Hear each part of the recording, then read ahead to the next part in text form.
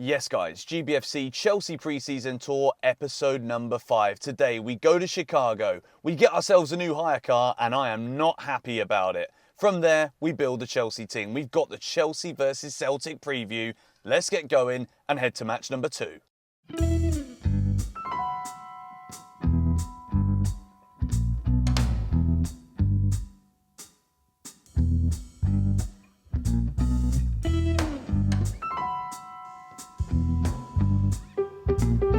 Yes guys, welcome back to another video. Welcome to the George Benson Football Channel. We have landed at Chicago O'Hare Airport in Illinois and we are here for Chelsea versus Celtic, the second game of Chelsea's pre-season tour.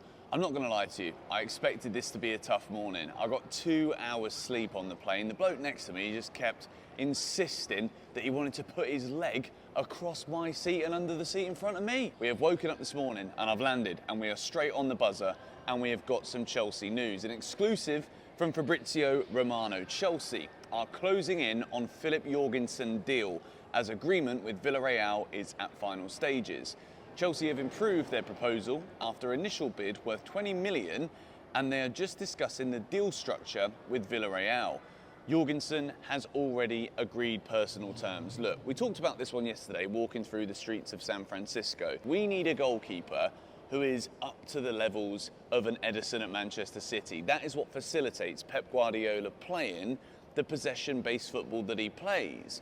Even Ortega, as Man City's second goalkeeper, does exactly what Pep Guardiola needs him to do. As well as that, today's video is of course the day before Chelsea versus Celtic, so it is your match preview. We're going to be going towards the stadium later on today. We're going to check out Chicago this morning. And then I'm going to build my Chelsea 11, but we're going to build 2 11s today, as I realised that in the last preview, I only built 1. It's pre-season. Things change at half-time pretty much every game. G, Where's the car? I'm really sorry, but I have some very bad news for you. What? So this car that we've got to go and get, What about it? it's red. Red. Red? And I'm so sorry, there's nothing I can do about it, and I know you don't like the colour red. I'm not sure why, but I'm really sorry.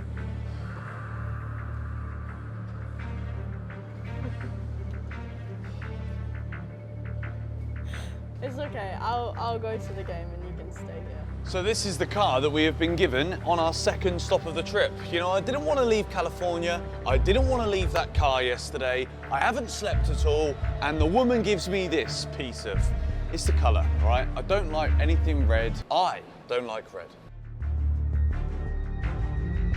Fine, I'm over the colour of the car. It's red.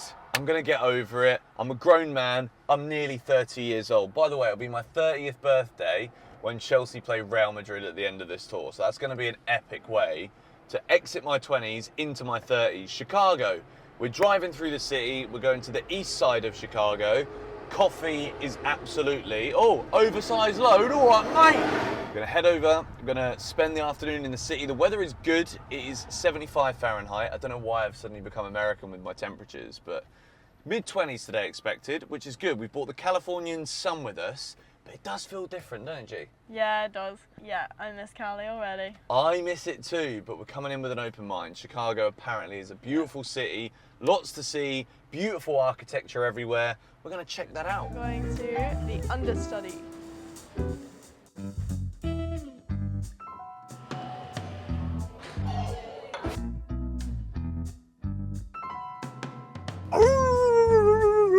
Hello, mister. 330-413.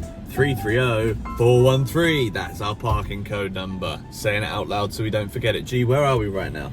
We're now on Wabash Avenue, but we've just driven past. Wabash. Lake Michigan is the lake that we have just driven past. It's actually beautiful and it's massive. To be in the middle of a city, like normally when you think of a lake in a city, you think like, a pond and a couple of frogs and maybe a giant toad if you're lucky. This is like a full-on lake, a giant lake, and Chicago just so happens to be based on the outskirts of this lake. Anyway, guess what? We're here for the flipping Chelsea. This is another new city for me. I've never been to Chicago before. It's time for a bit of scran. We're going for brekkie. I'm also still having a really good think about what I would prefer for Chelsea here, because As much as I've said it doesn't really matter that we drew that game against Wrexham 2-2, I did give a load of excuses, as some people keep on reminding me.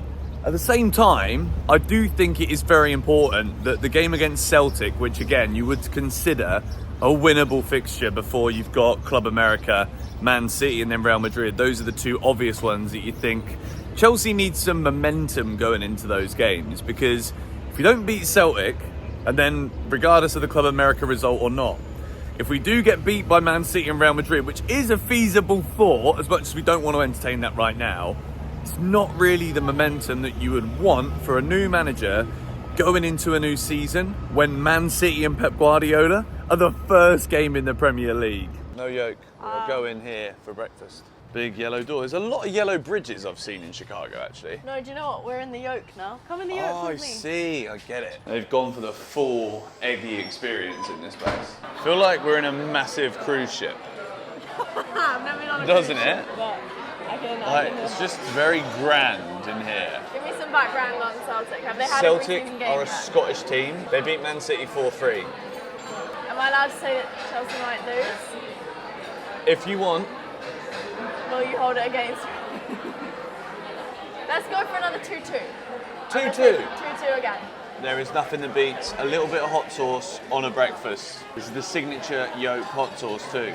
I'm so hungry. I don't even feel like I had dinner last night. Did I have dinner? I can't remember. Where I come from, we don't even have this kind of food, but this is pretty damn good. Absolute necessity after that gigantic breakfast to walk it off a little bit. You all right? Yes. You're in, darling. That I'm was in. the fastest I've seen you all day long. Oh yeah. It's a slow day today. Chicago, it's growing on me, you know. It's not bad, yeah. Until I had that coffee, I was driving around thinking this is a little bit too different to California. Yeah. And I kind of just settled in there. And I guess that's the nature of the tour. You start to like somewhere, and then you realise, bloody hell, these players have got to play 90 minutes or 45 minutes each, like every 2 or 3 days. It's actually quite intense. Yeah. Travelling as well. I think it would just become a blur, if I'm honest. I think you'd play and you'd just be thinking about the next match, not necessarily where you are. Look at this big wheel. Ocean. Never going to go yay. and sit on a big wheel though. You won't catch me on one of those things. I struggle with concentration, guys. I've got ADHD. Just as like a little side track for the vlog for you guys today to know a bit more about me. As that's been in the comments too, like it's nice to see a bit more of your personality. I mean, yeah. I don't More often- accents too. More accents. What should we do now? Oh, Notre Dame. Notre Dame Dude, Stadium. get it right. And they're called the Fighting Irish there, and I do know an Irishman who does like to fight. I think his name is Connor. He fights in the UFC. That's a And very I'll tell you, Irish name. if anybody decides they want to scrap with me tomorrow, every single one of them. No. Is that supposed to be Irish? No. No. Oh. You gonna dip your feet in? Yeah. Tell me how warm it is. Okay.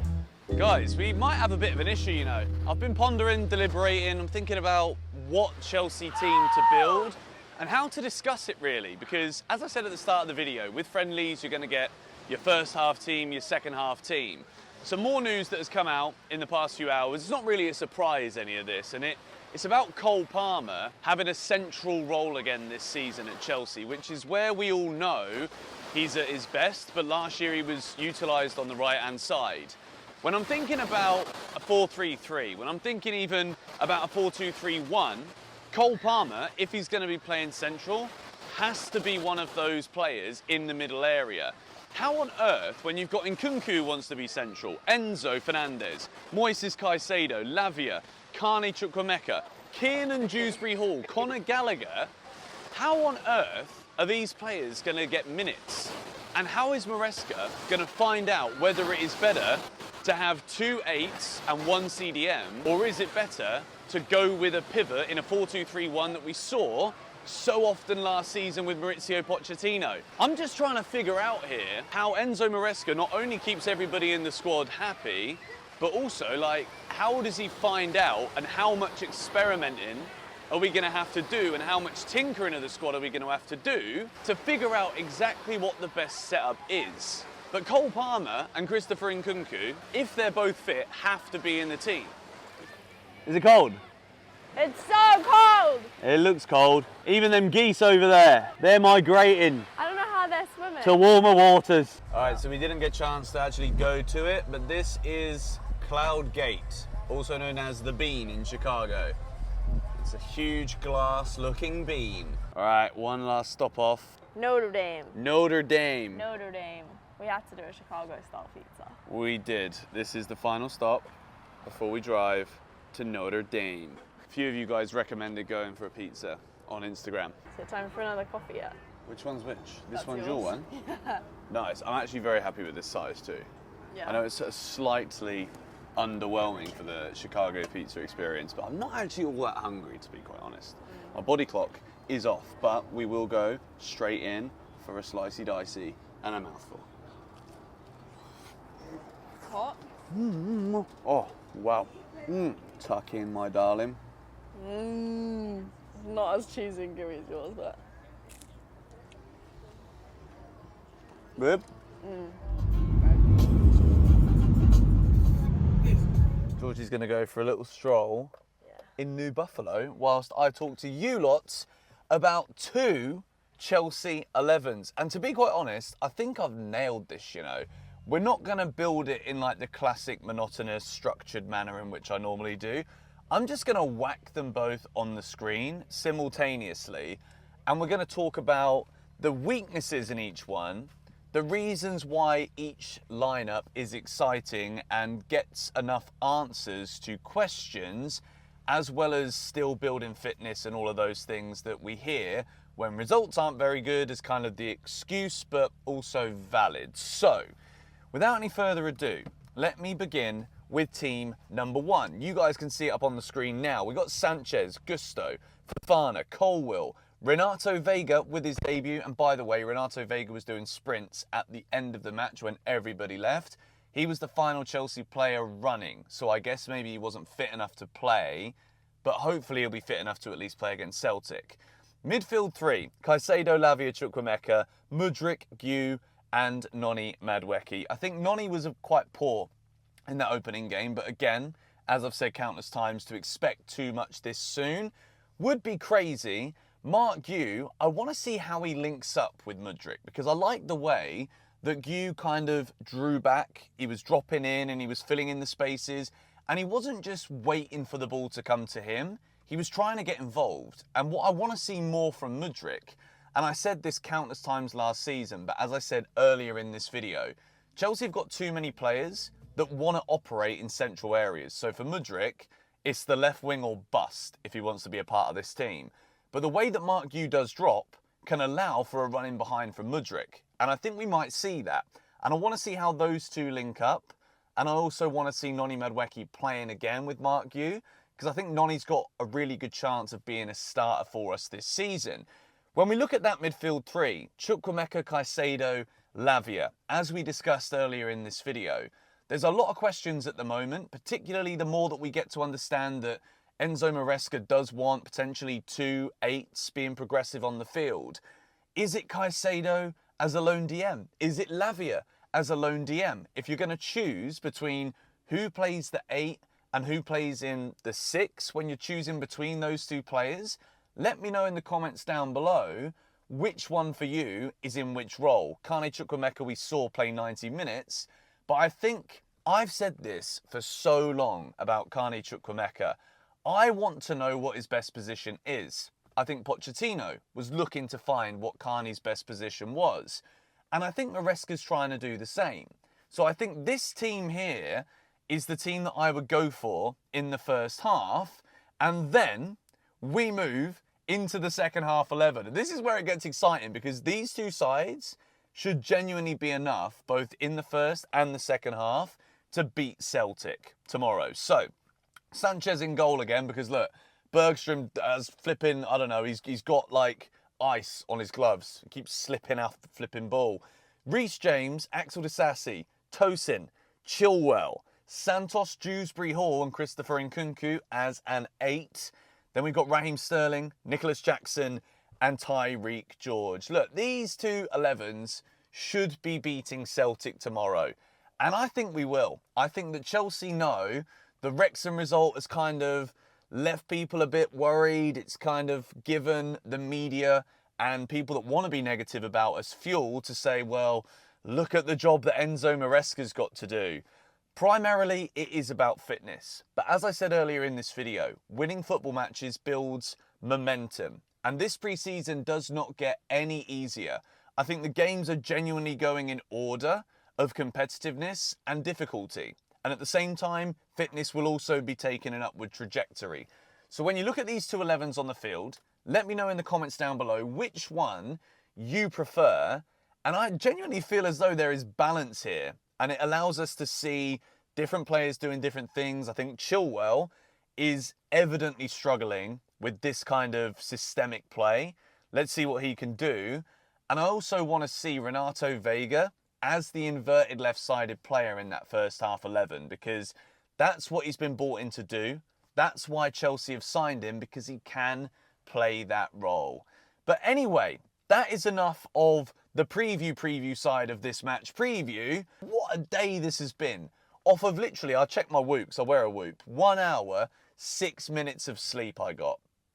And I feel great. I'm not going to lie to you. We have had another coffee on the road, but this trip has been special. All right, guys, we are going to wrap up this episode here. I was going to go and show you guys around New Buffalo a little bit, but I tell you what, I'm absolutely knackered. This has been your match preview for Chelsea versus Celtic. Tomorrow is match day. So if you're not yet subscribed to the George Benson football channel, you don't want to miss out, because we've got 6 things we learned straight after the game. And there will also be a match vlog from our time at Chelsea Celtic. Any last words from you, darling, before we wrap up another banger of an episode? No, just good night and see you tomorrow when we both have more energy. Yeah, we're dead. It was literally no sleep for either of us last night, but we've made it. Yes. We're in the vicinity. We're close by the stadium. Yes. And we will be there for you tomorrow. Yes. Come on, you Blues.